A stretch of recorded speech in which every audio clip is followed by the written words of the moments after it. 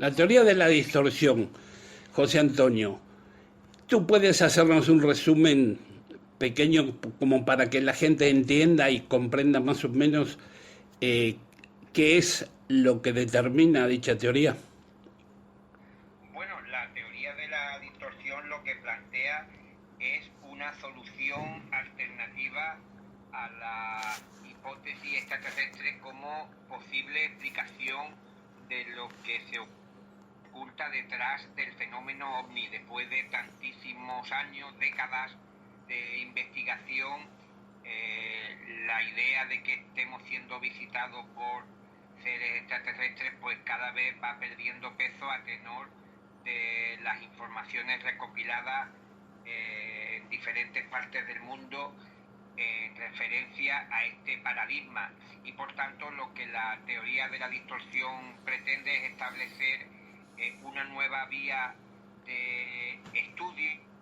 de análisis sobre todo la casuística de encuentros cercanos, apoyado eso sí en infinidad de estudios, libros, planteamientos que se han ido ofreciendo en estos últimos años que, como digo, han elevado una serie de vías alternativas a la que siempre se ha considerado como la única explicación plausible para el tema ovni, como era la hipótesis extraterrestre. Y lo que la teoría de la distorsión defiende es que este enigma, este fenómeno que hemos estado etiquetando hasta el momento como visitas extraterrestres, quizás esconde otro tipo de paradigma totalmente ajeno a esta idea, basado en que quizás hay un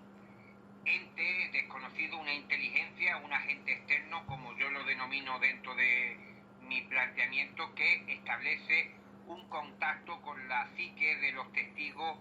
antes de que se produzca el avistamiento, y que mucho de lo que se observa durante estas experiencias está estrictamente relacionado con la información que este agente externo extrae de la mente de los observadores, y por tanto, como premisa fundamental de la teoría de la distorsión, podríamos establecer que el observador, el testigo potencial, deja de ser un mero cronista de lo que está percibiendo, de lo que está visualizando, a convertirse en parte de la experiencia. Se establece un nexo de unión entre lo observado y el observador, y esto por lo pronto explicaría muchas de las grandes anomalías que han producido verdaderos quebraderos de cabeza a los ufólogos durante más de 70 años, como por ejemplo que prácticamente existiese un tipo de alienígena, un tipo de ovni, de platillo volador, por cada testigo que denunciase este tipo de experiencia, lo que denotaba a todas luces que el fenómeno estaba estrechamente relacionado con los testigos. Los observadores pasan de ser, como digo, unos meros cronistas de lo que están observando, como si fueran simplemente testigos de un hecho que no tiene nada que ver con su presencia, a, como digo, convertirse en parte de esa enorme construcción a la que denomino como arquitectura psíquica. Con esto hay que también aclarar a los oyentes que no estamos hablando de que estemos ante unas apariciones provocadas por alucinaciones, por trastornos mentales, por ninguna cuestión puramente y estrictamente psíquica, sino que aquí convergen una serie de paradigmas que dan como fruto una especie o una suerte de proyección medio física, como se han anotado en multitud de incidentes ufológicos, y en las cuales tienen muchísima participación los testigos. Ajá. Entonces tú dices que parte del fenómeno es psíquico.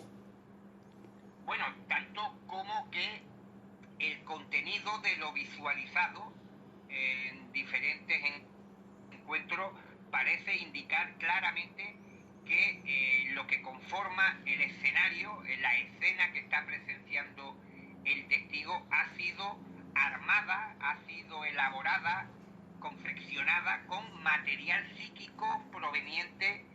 del propio testigo, pero que es plasmado en escenografía, en esta proyección, de forma distorsionada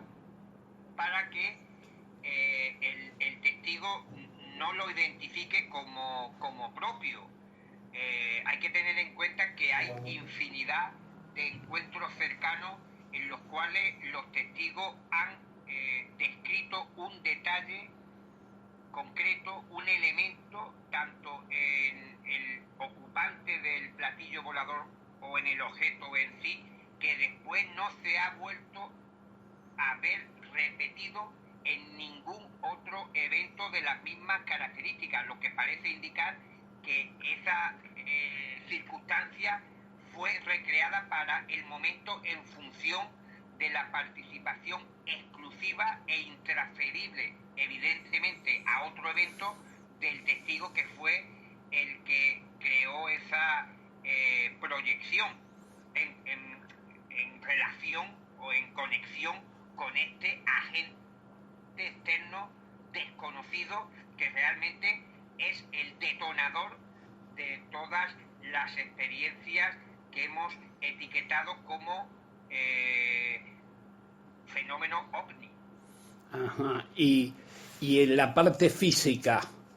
es decir, este detonador o este agente externo se determina como algo físico porque deja huellas. Bueno, pero también habría que analizar este aspecto que también ha causado bastante controversia entre los investigadores al anotar que, por ejemplo, en un grupo de incidentes de unas mismas características, o sea, por ejemplo, sucesos en los que los testigos han visto el aterrizaje de un platillo volador y el desembarco de sus ocupantes, pues en algunos encuentros se han encontrado huellas, rastros y marcas y en otros no, teniendo más o menos las mismas características, tanto en el tamaño de la presunta nave como del terreno en la cual se ha producido esta experiencia. Por tanto, el fenómeno, aunque indudablemente tiene un componente físico, también es obvio que este componente físico no se traslada de un incidente a otro. Y si lo analizamos dentro del contexto de la teoría de la distorsión, veremos que el único elemento que cambia de un episodio a otro, si tenemos en cuenta que el factor anómalo, el agente externo, la X de la ecuación siempre podemos presuponer que es la misma, lo único que realmente varía es el testigo, que cambia de un evento a otro. Entonces, creo que la participación de determinados testigos puede hacer incluso que el fenómeno, la aparición, la proyección creada para el momento pueda tener mayor materia y poder interaccionar con el medio en la cual se encuentra proyectada. Ajá. En tu teoría de la distorsión, ¿piensas que además del fenómeno ovni, de esta forma pueden suceder otros fenómenos? Sí, bueno, también hay que tener en cuenta que para todos los oyentes que estén un poco alarmados por lo que estoy contando, que infinidad de investigadores han anotado que los testigos de los encuentros cercanos parecen estar en un estado no ordinario de conciencia mientras están frente a este fenómeno. Y curiosamente, otros testigos de anomalías, de hechos sobrenaturales, en otras facetas del mundo de lo extraño, también parecen estar en un estado alterado de conciencia. De todo es conocido que, por ejemplo, los videntes de la Virgen se encuentran en éxtasis, en un estado también no ordinario de conciencia. Por ejemplo, la gente que ve aparecidos, fantasmas, también se habla de que tienen una especie de sexto sentido que les hace ver este tipo de apariciones, incluso pudiendo estar acompañados sin que estas personas sean testigos del hecho sobrenatural. Incluso remotamente las personas que tenían encuentros con hadas, duendes, elfos y demás criaturas elementales, también curiosamente los diferentes estudiosos y folcloristas que han analizado profundamente esta cuestión han señalado en sus escritos que los testigos no estaban en un estado de conciencia normal, estaban en un estado alterado. Hablaban incluso algunos autores como el reverendo Robert Kidd de la doble visión, indicando de que también estos fenómenos no podían ser observados o percibidos por todas las personas, y esto realmente nos ofrece una pista de hacia dónde debemos apuntar para intentar encontrar explicaciones, puesto que todos estos paradigmas están protagonizados, y estamos hablando de ovnis, apariciones marianas, duendes, fantasmas, y meto incluso el asunto de los misteriosos animales criptozoológicos como el Bigfoot. Toda esta suerte de episodios sobrenaturales, para englobarlos a todos, están protagonizados por encuentros con extrañas entidades. Si los despojamos, si los desnudamos de todo el artificio que se aglutina alrededor de cada una de estas experiencias, por ejemplo, el contexto religioso en las apariciones marianas, el contexto tecnológico dentro del fenómeno ovni,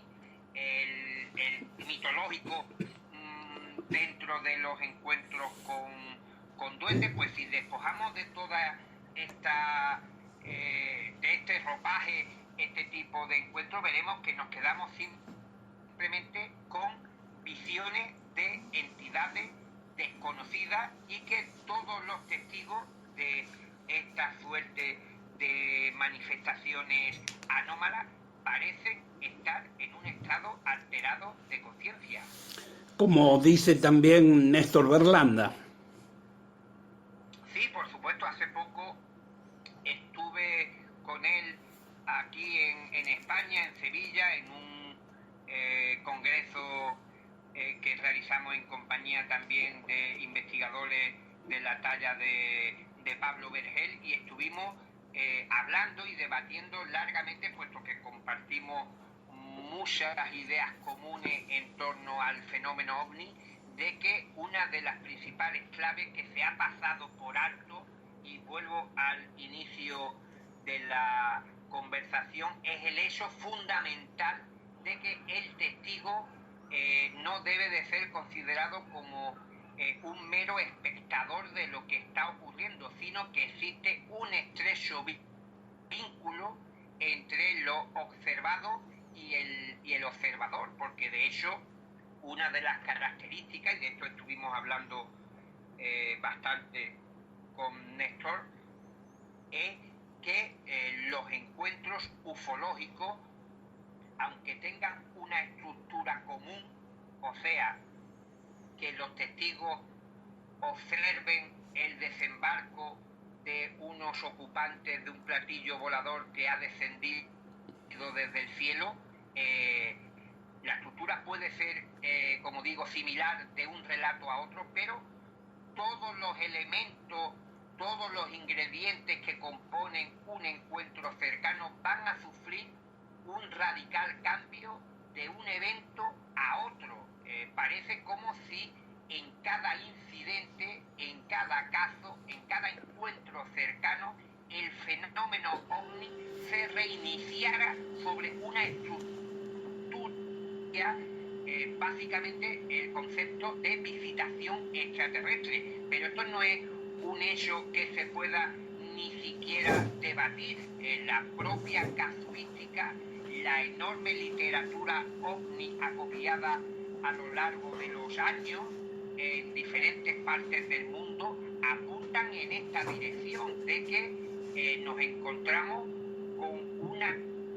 disparidad, una infinidad de tipologías, tanto de naves como de ocupantes, en tamaños, formas y colores, que no parecen señalar en otra dirección, sino que la conciencia humana, el inconsciente, llamémosle como queramos, de alguna manera está interfiriendo, está construyendo en cooperación con este agente externo que no quita ni un ápice de extrañeza al fenómeno, pero que, como digo, otorga a cada evento una serie de particularidades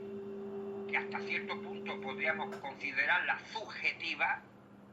que son intransferibles a otros eventos ocurridos incluso a pocos kilómetros del caso que haya sucedido semanas anteriores. José, ¿qué tal? Ricardo es mi nombre. Hola, ¿qué tal? Bueno, te escuchaba atentamente. Te quería hacer una consulta, una pregunta. Por ahí soy el más inexperto de todos, pero bueno, un curioso más. Esta conexión que existe entre el fenómeno y el testigo se da porque el fenómeno la promueve, porque hay una necesidad de manifestarse y elige como al azar a un testigo, o es solamente, si se puede llegar a intuir o a saber, de acuerdo a tu teoría, esto se da de manera casual, por un hecho fortuito,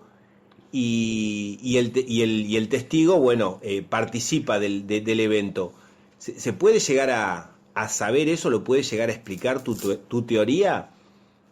Bueno, esa sería una pregunta para $1.000.000 como mínimo. Es una buenísima pregunta porque de hecho es una de las cuestiones que más se han planteado los investigadores, independientemente de la teoría o idea que defiendan, el por qué el fenómeno se manifiesta a determinadas personas o qué circunstancias deben de darse para que se produzcan este tipo de apariciones. Por un lado, tenemos claro que la conciencia tiene mucho que ver con lo sucedido. O sea, que en algunos casos quizás el estado mental de la persona le pueda hacer tener esporádicos acceso a esta otra realidad o a este otro universo. Se puede también utilizar esta expresión, que yo creo que es de donde procede realmente este fenómeno, no de una lejana galaxia ni de ningún recóndito planeta, sino de resquicios desconocidos de nuestra propia realidad que habitamos. Por eso también podríamos, como digo, valernos del término dimensión. Y creo que el fenómeno también, en determinadas circunstancias, el agente externo es capaz de traspasar esa delgada frontera que separa ambos mundos y conectar con determinadas personas. Creo que, y de esto también estuvimos hablando largo y tendido con Néstor Berlanda, él piensa que hay incluso una molécula en nuestro organismo, la DMT, que puede facilitar estos contactos, que incluso puede haber un elemento hereditario que haga que determinadas personas puedan tener mayor facilidad para establecer algún tipo de contacto con esta realidad ampliada. Pero incluso también es curioso, fíjate, ahora que estábamos hablando de esta cuestión, que recuerdo y recordamos los experimentos que hizo Michael Persinger estimulando electromagnéticamente algunas partes del cerebro de numerosos estudiantes, a los cuales le provocó de forma artificial y artificiosa toda una suerte de sensaciones, de experiencias análogas a las que los investigadores estamos recopilando en diferentes fases o elementos de las experiencias anómalas, como por ejemplo incluso las experiencias cercanas a la muerte, visiones místicas, encuentros con seres y entidades desconocidas, y todo esto se provocaba, fijaros, de forma artificial, estimulando determinadas partes del cerebro con un casco que curiosamente denominó Michael Persinger como el casco de Dios, porque como digo, incluso hacía que personas de toda índole tuvieran incluso experiencias místicas, y de alguna manera esto parece indicar que nuestro cerebro tiene una serie de engranajes, por utilizar un término y que nos podamos entender, que estarían preparados, engrasados, siguiendo la terminología de la mecánica, para ponerse en funcionamiento y en contactar con esta otra realidad. Dime, José Antonio, John Keel y Jacques Vallée ya habían pensado en parte de esta teoría, porque en los años 80 ellos ya pensaban que la teoría extraterrestre no llegaba a convencerlos, y ya ellos pensaban en este tipo de teoría, ¿verdad? Sí, como comentaba al principio, la teoría de la distorsión bebe de numerosas fuentes, apoyándose en estudios e investigaciones de destacados investigadores de diferentes partes del mundo, como Vallée, Keel, Grosso, en España Barnaude, Peiró, Freixedo, en Francia Guérin, Monet, Evans, en Gran Bretaña. Todos ellos veían que intuían que la hipótesis extraterrestre, o sea que todos los encuentros cercanos estuvieran producidos por la visita a nuestro planeta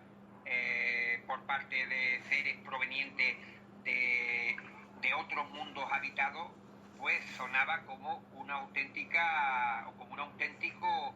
disparate. El propio Jacques Vallée lo decía de forma maravillosa en uno de sus libros, al comentar que si en un mes aterrizara un platillo volador real con tripulantes extraterrestres que habían partido de un lejano planeta, y se confirmara la existencia de vida alienígena física, biológica, esto no podría explicar de ninguna de las maneras todo esto que hemos estado acopiando los investigadores en los últimos 70 años. Hay infinidad de eventos, de encuentros, de avistamientos ocurridos en Argentina, Brasil, México, Perú, Francia, España, Italia, Norteamérica, Australia, Gran Bretaña. Prácticamente no hay ni una sola región que no tenga registros de este tipo de manifestaciones, lo que indicaría, si la teoría de la extraterrestre fuera cierta, que no lo es, que prácticamente ha habido miles de aterrizajes o avistamientos en nuestro planeta, y esto, como digo, simplemente desde el punto de vista de la estadística es inviable, y investigadores como Keel, como Vallée, grosso, pues empezaron a especular que detrás de esto había algo más, que debía de existir una explicación un poco más compleja que la simpleza de la hipótesis extraterrestre. Y Jacques Vallée, 1969, que precisamente este año se cumple medio siglo, publicó su obra magna, Pasaporte a Magonia, donde empezó a establecer una serie de paralelismos entre el fenómeno ovni y otra suerte de manifestaciones en las cuales también eran protagonistas extrañas entidades como las apariciones marianas y los no tan mitológicos encuentros con seres elementales, hadas, duendes, elfos, estableciendo paralelismos, como digo, que indicaban que quizás no era tan descabellado pensar que nuestros modernos platillos volantes pudieran tener esta relación con todos los fenómenos que se han ido acopiando a lo largo de la historia y que, como digo, han tenido como protagonistas a extrañas entidades, y como punto de unión principal que ninguna de estas entidades pues ha podido ser perfectamente identificable. El fenómeno mariano, el fenómeno de los duendes, las apariciones de fantasmas, los Bigfoot, todos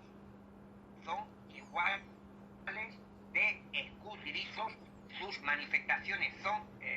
tan fantasmagóricas, tan quiméricas. Incluimos también a los supuestos alienígenas y sus relucientes naves de aparentemente metal, para no poder ser atrapadas. Ni los parapsicólogos, ni los cristozoólogos, ni los estudiosos de las apariciones marianas, ninguno, y los ufólogos los primeros, hemos sido capaces de demostrar de manera empírica, de manera que no hubiera duda para el escéptico, para aquel que no se dejara convencer por también la fuerza de la evidencia que representan miles y miles y miles de testimonios, pero es también un hecho a tener muy en cuenta que todos los diferentes especialistas de este universo anómalo que nos acompaña desde hace ya muchísimo tiempo, no hayamos sido capaces de obtener una prueba de peso, lo que indica, creo que de forma diáfana, que todos estos fenómenos, todas estas apariciones de entidades tienen que estar conectadas, tienen que proceder del mismo origen. José, ¿qué tal? Ricardo de nuevo. Hola, ¿qué tal? Mi pregunta sería, ¿qué hay con respecto al rumor que se corre muchas veces de que ciertos gobiernos tienen información de primera mano o información reservada que no la quieren compartir, o a veces dicen que no se debería compartir con el resto de la población, porque esto generaría en determinados casos cierto caos? ¿Esto cómo lo tomás vos? Bueno, evidentemente los organismos oficiales, los servicios de inteligencia de diferentes países, los militares, deben de tener mayor información que los investigadores, por el simple hecho de que nosotros no disponemos, ni siquiera podemos imaginar los recursos que tienen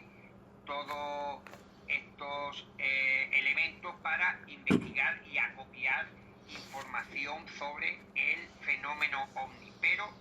más allá de lo evidente que puedan tener sus archivos repletos de suculenta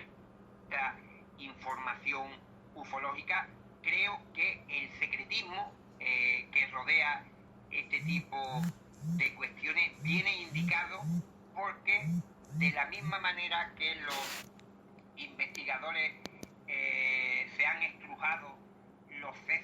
literalmente para intentar encontrar respuestas a a todas luces, y nunca mejor dicho, hilarante, desconcertante y asombroso paradigma, pues creo que los especialistas del gobierno, los militares, los servicios de inteligencia se encuentran en la misma situación. Pueden tener mayor información, quizás mejores fotos, seguro, mejores vídeos, tendrán mejores análisis sobre el terreno, de las huellas y marcas que hayan dejado este fenómeno, pero en lo que es la cuestión teórica, en dilucidar qué hay detrás de estas manifestaciones, que creo que es uno de los términos también que mejor define dentro de lo complejo que sería establecer cualquier tipo de certeza a la hora de hablar de ovnis, y es que precisamente este tipo de manifestaciones plantean una serie de interrogantes que yo creo, desde mi humilde opinión, que ni siquiera los grandes organismos ni los grandes centros de inteligencia del planeta, y podríamos citar a los norteamericanos, que quizás son los que con más ahí han estado estudiando el tema, pues han encontrado respuestas concretas al fenómeno. Y tenemos que pensar en que si, por imaginar en una hipotética rueda de prensa del Pentágono, de un gobierno que admitiera, por un lado, la realidad del fenómeno ovni, y por otro lado, ante la evidente pregunta que saldría a colación inmediatamente después de que se afirmase que existen ovnis, que existen entidades asociadas a estos avistamientos, pues sería ¿de dónde vienen? ¿Quiénes son? ¿Qué quieren? Y como yo creo que no tienen respuesta, o no están muy seguros de qué pueden decir, pues yo creo que este es el gran temor que tienen los gobiernos para dar a conocer todo o toda la realidad que hay detrás de los ovnis, incluso en las desclasificaciones o en toda la información que está saliendo desde hace año y medio, ya cerca de 2 años, sobre los famosos ovnis del Pentágono, que ha traído de nuevo el tema de los platillos volantes a periódicos de la importancia del New York Times, pues parece indicar en algunos párrafos que he leído de las investigaciones que se han estado haciendo bajo el puño del Ministerio de Defensa norteamericano, del Pentágono, en que establecen que el fenómeno de alguna manera produce algún tipo, fíjate que esto lo dice algunos documentos del Pentágono, o de la gente que ha estado investigando para el Pentágono, que sería más conforme, han anotado que el fenómeno produce cierta interferencia con la psique de los testigos, que el fenómeno parece presentarse de diferentes formas a un observador y a otro, y por tanto, como vemos, la cuestión ya no sería tanto como señalar la existencia del fenómeno, que sí podrían demostrar o hablar de la realidad de este tipo de encuentros, pero a la hora de profundizar, de responder a lo que evidentemente viene después, creo que ahí es donde tendrían problemas, y por ello creo, y siempre digo desde mi modesta forma de ver el tema, que es lo que causa ese gran pánico a nivel institucional, a nivel oficial, a nivel gubernamental, de dar ese paso que no lo ha dado ninguna nación en el mundo, aunque admitan, como salen en algunos comunicados, de que existe el fenómeno ovni, o que existen ovnis, que son simplemente objetos voladores no identificados, pero el dar ese gran paso, que es asociar el ovni a la entidad, al ocupante, al tripulante, al humanoide, a la criatura, al ser, es lo que le daría ya, nunca mejor dicho, la verdadera entidad a todo lo que nosotros llevamos investigando tantísimo tiempo.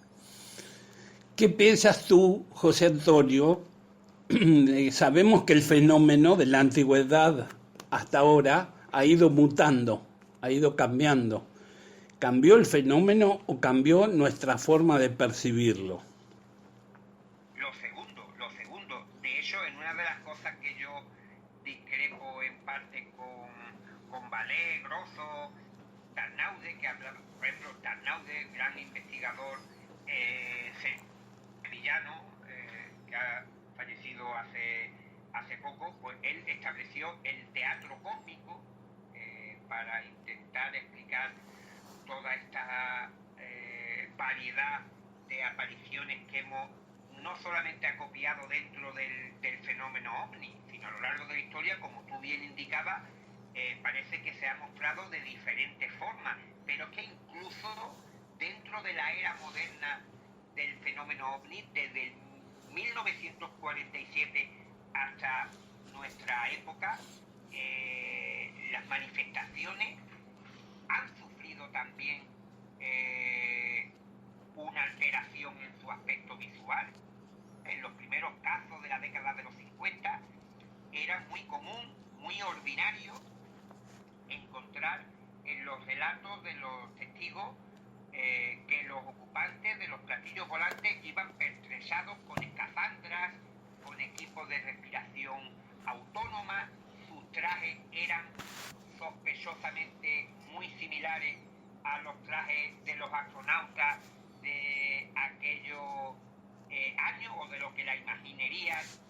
y la ciencia ficción hablaba sobre lo que podría ser un traje espacial. Y con el paso del tiempo, con la evolución de la tecnología humana,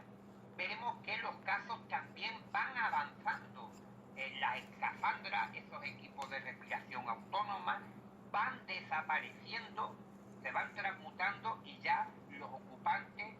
los tripulantes de los platillos volantes descienden los escalones o las rampas de los platillos volantes para poner un pie sobre la Tierra,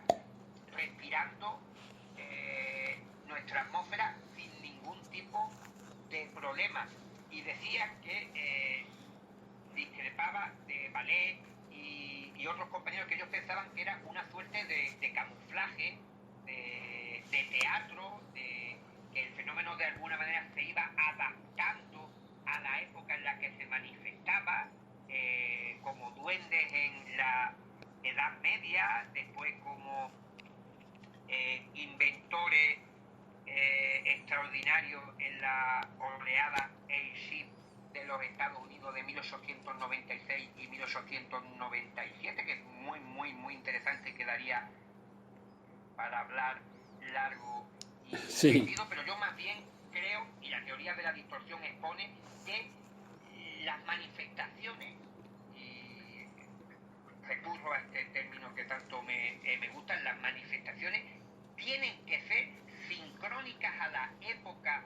en la cual se produce, porque si la teoría de la distorsión está en lo cierto y el mecanismo de funcionamiento de este engranaje psíquico parte de que un agente externo utiliza material humano, cultural, social, de trabajo, de lo que compone la psique de los individuos, evidentemente los representados frente a sus ojos tienen que ser acorde a los tiempos o a lo que esa persona sea capaz de desarrollar. Por eso también encontramos que cierto tipo de observadores ven ovnis muy complejos en detalles,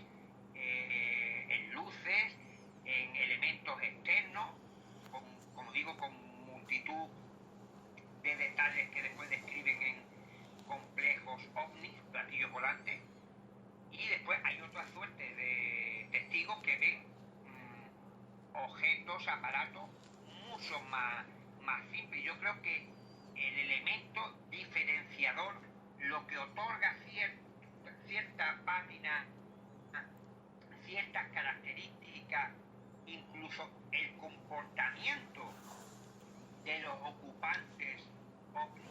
viene determinado por la participación, por la co-creación de las experiencias que influye el testigo en lo observado. Por eso vemos, por ejemplo, que curiosamente en Sudamérica, en Brasil, en México, en Argentina tenemos mayor número de encuentros con ocupantes de platillos volantes violentos, y este tipo de sucesos, por ejemplo, en Europa son más escasos. Ajá. Entonces, de alguna manera, todas estas circunstancias que estamos exponiendo y que están más allá de lo que es la creencia, sino que son datos contrastables. Otra cosa es que querramos o no admitir el planteamiento de la distorsión del agente externo, pero lo que son